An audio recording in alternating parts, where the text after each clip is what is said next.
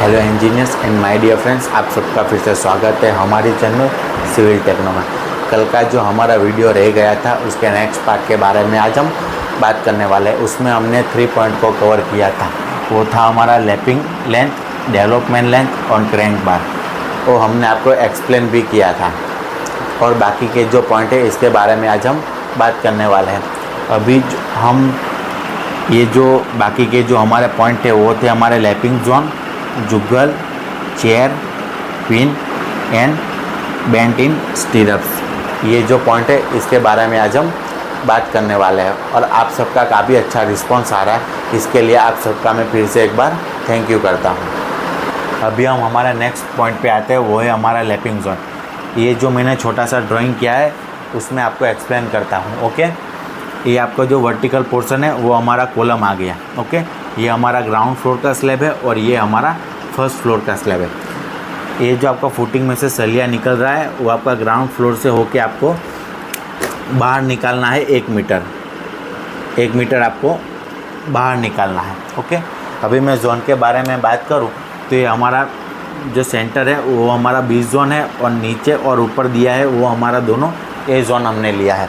जब भी आप लैपिंग करते हो वो आपको जोन बी में या फिर जो हमारा कॉलम होता है उसका सेंटर में आपको लैपिंग करना रहता है। आपको ये जो जोन है या फिर जो सपोर्ट वाला जो पोर्शन है उसमें लैपिंग नहीं करना है, क्योंकि ये जो आपका कॉलम है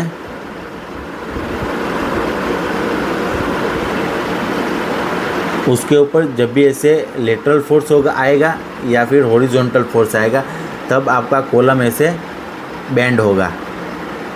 ओके, तब आपका जो ये जो सपोर्ट वाला जो पोर्शन है उसमें से फेलर होने का चांस सबसे ज़्यादा होता है।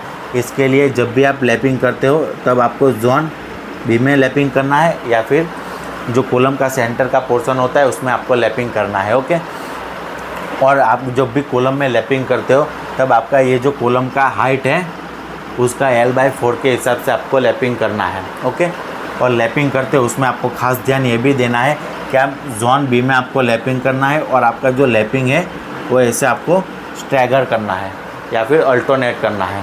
ओके, अभी मैं ये जो बीम है उसका लैपिंग जोन के बारे में बात करता हूँ। ओके, ये हमारा छोटा सा मैंने ड्राइंग किया है, इसमें आपको एक्सप्लेन करता हूँ। ये हमारा 3 कॉलम आ गया, ये हमारा स्लैब है उसका स्पान आ गया। ओके, जब भी आप कॉलम में लैपिंग करते हो तब आपको सेंटर में या फिर जो जोन बी होता है उसमें लैपिंग करना रहता है, लेकिन जब भी आप बीम में लैपिंग करते हो उसका अलग तरीके से आपका लैपिंग होता है। ओके,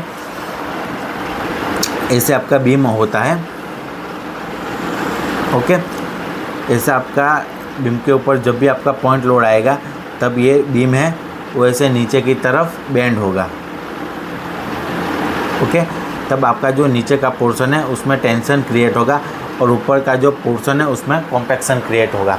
ओके, जब भी आपका टेंशन क्रिएट होगा और ऊपर आपका कॉम्पैक्शन क्रिएट होगा, कभी ये आपका स्टील है तो जब भी आपका नीचे टेंशन क्रिएट होगा तब आपको ये जो नीचे का बॉटम बार है उसमें आपको सपोर्ट की तरफ लैपिंग देना है और आपका जो टॉप का सलिया है वो आपको कॉम्प्रेक्शन जोन होता है उसको आपको सेंटर में लैपिंग देना रहता है। ओके, आपको जो टॉप का सलिया है उसको आपको सेंटर में लैपिंग देना है और आपका जो बॉटम का सलिया है वो आपको जो सपोर्ट होता है बीम का उधर लैपिंग देना है। वो भी आपका जो L/4 या फिर जो L/3 होता है उसके हिसाब से आपको लैपिंग करना है।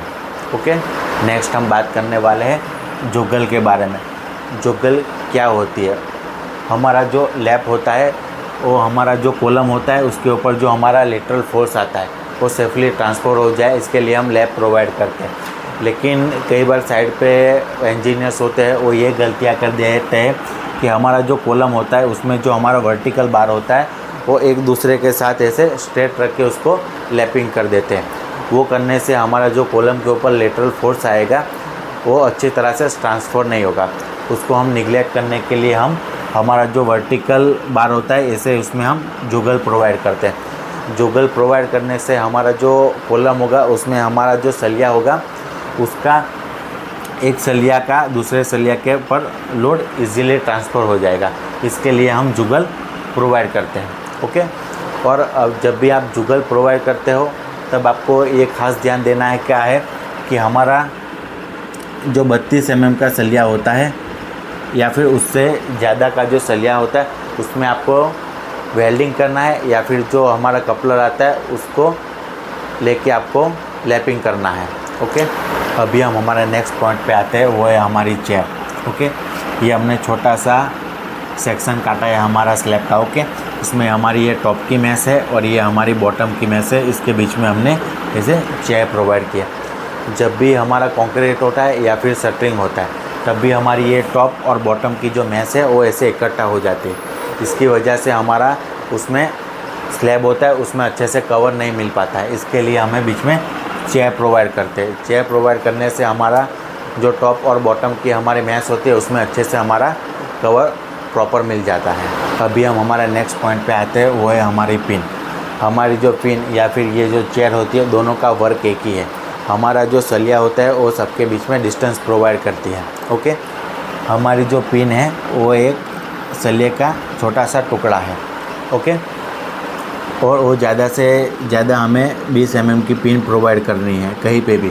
हमारा जो बीम होता है उसमें टॉप का या फिर जो बॉटम का सलिया होता है उसके बीच में हमें पिन प्रोवाइड करनी रहती है, क्योंकि हमारा जब भी कंक्रीट होता है उसके बीच में से हमारा कंक्रीट पास हो जाए, इसके लिए हम पिन प्रोवाइड करते हैं। आज की ये जो वीडियो है अभी हम इधर ख़त्म करते हैं, क्योंकि बाकी के जो पॉइंट है उसको डिस्कस करेंगे तो हमारी ये जो वीडियो है वो काफ़ी लंबी हो जाएगी।